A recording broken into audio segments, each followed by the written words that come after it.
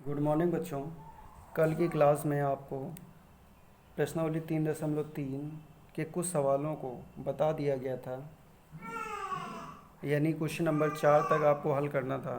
अब आज इसके आगे की प्रश्नावली में बढ़ते हैं, यानी इसके आगे जो है क्वेश्चन नंबर 5 से देखिए। क्वेश्चन नंबर 5 में ये कहा जा रहा है कि हमें ए तथा बी आव्यूहों के लिए हमें ये सत्यापित करना है, यानी ए बी के गुणनफल का परिवर्ताव्यूह, यानी ए बी का जो डैश है वो बी डैश और ए डैश के गुणनफल के बराबर आना चाहिए। ये सत्यापित करके हमें दिखाना है, जिसमें ए और बी के मान ये दिए जा रहे हैं। तो बच्चों यहाँ हमने फर्स्ट पार्ट लिया हुआ है जिसको हमें समझाना है। तो देखिए यहाँ पर लेफ्ट हैंड साइड लेते हैं। लेफ्ट हैंड साइड में हमें मान ज्ञात करना है ए इंटू बी के डैश का, मतलब ए और बी के गुणनफल का परिवर्ताव्यूह का मान ज्ञात करना है। तो सबसे पहले हम ए बी का मान ज्ञात करेंगे, और जब ए बी का मान ज्ञात हो जाएगा तब उसका परिवर्ताव्यूह निकाल लेंगे।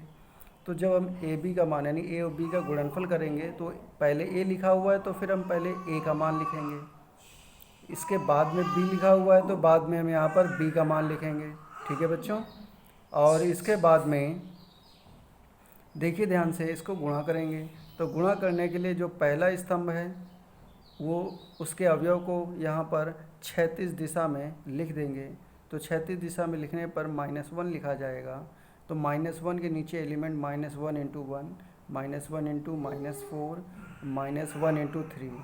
तो देखिए -1 इंटू 1, -1 इंटू -4 और -1 इंटू 3। ऐसे ही दूसरे स्तंभ के अवयव क्या है, 2 है। तो इसको भी यहाँ क्षैतिज दिशा में लिख देंगे 2 को, और 2 लिखने के बाद बच्चों उसके नीचे वाले अवयवों को इससे मल्टीप्लाई करके लिख देंगे।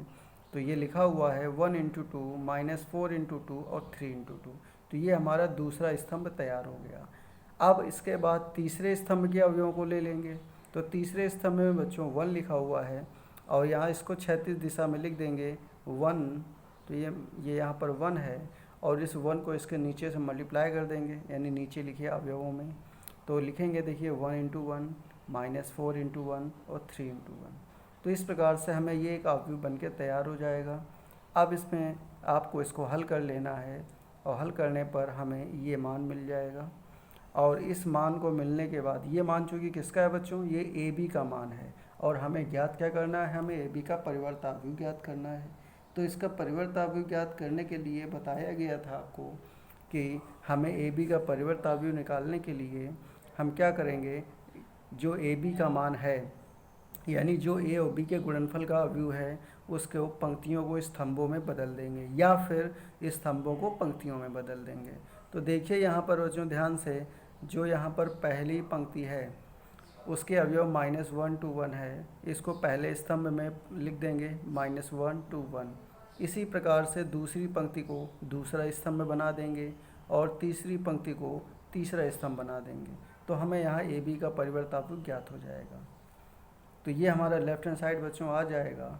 अब इसके बाद हम आते हैं राइट हैंड साइड पर। तो राइट हैंड साइड में देखिए हमको किसका मान ज्ञात करना है, हमें राइट हैंड साइड में बी डैश इंटू ए डैश का मान ज्ञात करना है। तो उसके लिए पहले तो जो ए और बी के मान यहाँ लिखे हुए हैं, हम उनसे ए डैश और बी डैश निकाल लेंगे। तो ए डैश का मान देखिए यहाँ पर, ए डैश का मान ये आ गया और बी डैश का मान ये आ गया। मतलब ए डैश कैसे निकलेगा, जो ए का मान दिया जा रहा है उसको पंक्तियों को, उनकी पंक्तियों को स्तंभों में बदल देंगे, तो हमें ए डैश मतलब ए का परिवर्ताव्यूह ज्ञात हो जाएगा। ठीक है। और जो बी आव्यूह का मान दिया जा रहा है, तो आव्यूह बी की पंक्तियों को स्तंभों में बदल देंगे, तो हमें बी डैश का मान ज्ञात हो जाएगा। ठीक।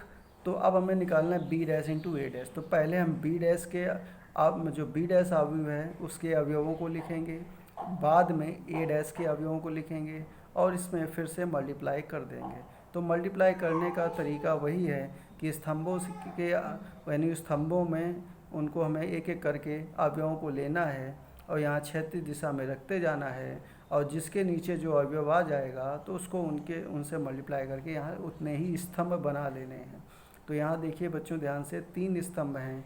तो जब इसको यहाँ रख के मल्टीप्लाई करेंगे तो इसके बाद भी हमें 3 स्तंभ यहाँ प्राप्त हो जाएंगे। ठीक है। इस प्रकार से हमें 3 स्तंभ प्राप्त हो जाएंगे, और फिर इसको हल करने पर हमें इसका मान ये निकल आएगा। जब ये मान निकल आएगा तो हम ये देखेंगे कि जो ये अवयव बन के तैयार हुआ है ये हमारे दिए गए पहले जो लेफ्ट हैंड साइड वाला पार्ट था ए बी का डैश, तो इसके बराबर आ रहा है, जिससे प्रमाणित हो जाता है कि बच्चों कि लेफ्ट हैंड साइड बराबर राइट हैंड साइड।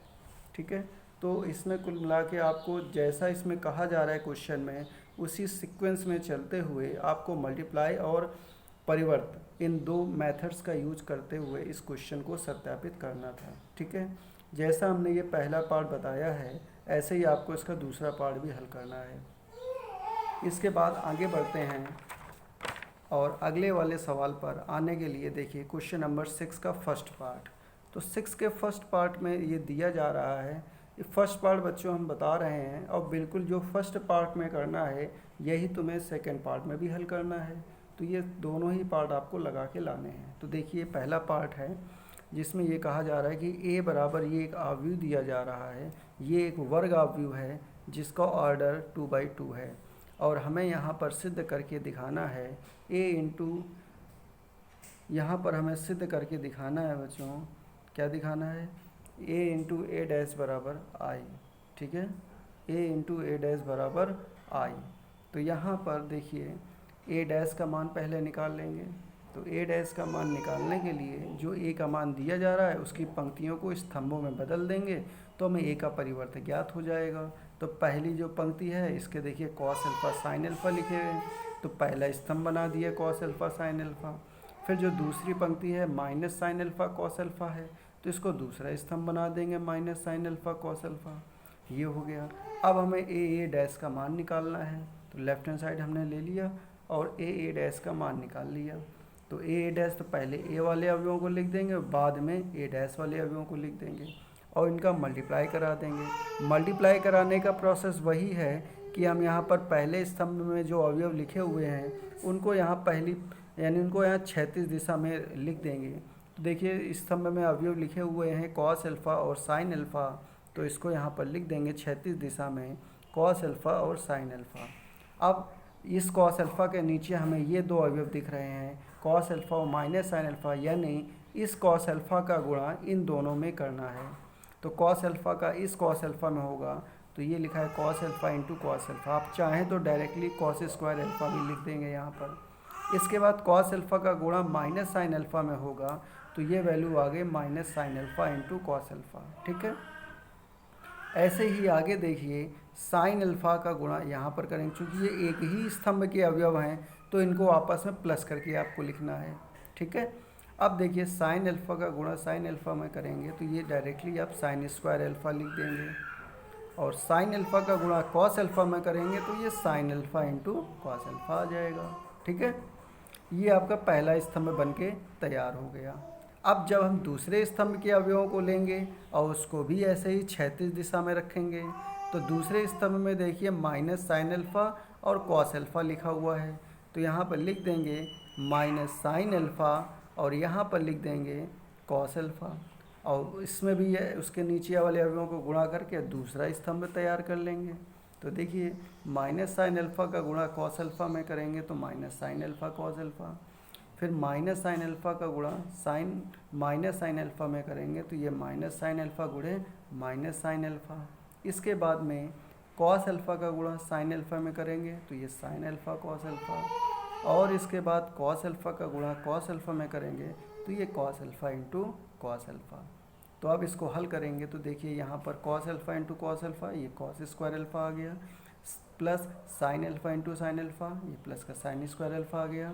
फिर नीचे देखिए minus sine alpha into cos alpha, तो ये minus sine alpha into cos alpha आ गया, plus sine alpha into cos alpha, तो ये प्लस का sine alpha into cos alpha आ गया।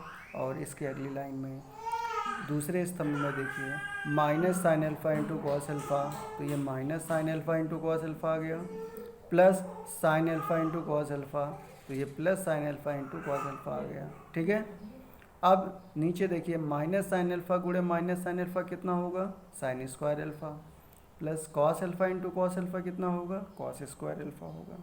ठीक है, अब आपको ये सर्व समका याद होगी कक्षा 10 के अनुसार कि cos square alpha plus sign square alpha बराबर 1 होता है। तो यहाँ भी 1 आ गया, यहाँ भी 1 आ गया। और ये दोनों देखिए अपोजिट साइन में लिखे हुए हैं, तो ये दोनों कैंसिल हो गए, 0, ये दोनों मान भी 0, तो ये 1 0 0 1, तो ये 1 0 0 1 ये 2/2 ऑर्डर में इकाई आव्यूह लिखा हुआ है, तो इसका मान इसको हम क्या लिखेंगे, आई लिख देंगे, जिससे ये प्रमाणित हो गया कि लेफ्ट हैंड साइड का मान बच्चों राइट हैंड साइड के बराबर हो गया। तो इस तरीके से आपको ये क्वेश्चन नंबर 6 तक के सवालों को हल करना है। उम्मीद है कि आपको ये सवाल अच्छे से समझ में आए होंगे, और अगर फिर भी कोई दिक्कत होती है तो आप मुझे पर्सनली व्हाट्सएप पर मुझे इन्फॉर्म कर सकते हैं, जिसमें आपको दोबारा इनको समझा दिया जाएगा। ठीक है बच्चों, तो आपको ये पूरा आज के जो भी समझाए गए सवालों को हल करना है, और इसकी फ़ोटो भेजकर आप आज फ़ोटो मेरे व्हाट्सएप पर ज़रूर भेजेंगे। जितने बच्चे ये इसको ढंग से पढ़ रहे हैं, समझ रहे हैं, वो डेली का वर्क है बच्चों, डेली वो उसकी फ़ोटो ज़रूर हम तक भेजेंगे। ठीक है बच्चों, धन्यवाद।